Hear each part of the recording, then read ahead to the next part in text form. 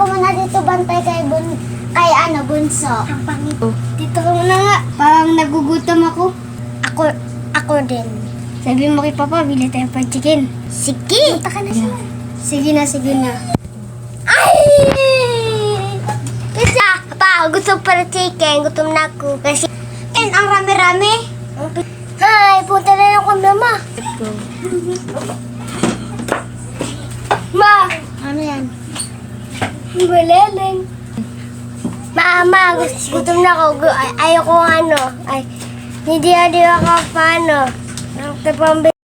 Sige, bibili tayo para chicken. La. Pabili! Ano po yun? Para chicken. Ilan? Piso. Isa po. Ma'am, ito na po yung order niyo, ma'am. Ito po yung bayad. Thank you po. Matutuwa dito sa Bunso. La. Ito na yung Jollibee mo.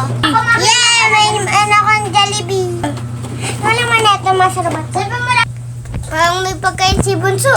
Baka nagawa niya ng sinabi ko na bumili siya ng fried chicken. Puntan ko nga. Ubus na yan. No. Bunso, pahingi ako. Ayaw ko nga. Tama nagsabi sa'yo niyan eh. Ayaw ko panin. Ito. Wow, makasamang laruan. Akin na lang ng pagkain, sa'yo na lang ng laruan. Mukha lang mong bata ako, ano kasi naserte. Oh, bata. Damot mo ha. Talaga, masikang madamot. Alis na nga eh. Ma, gusto ko din ng fried chicken, katulad kay Bunso. Tignan mo ang dami-daming bills kakabigay pa lang sa akin to ng papa mo. Okay lang ako. Paano ka kaya ito mababayaran?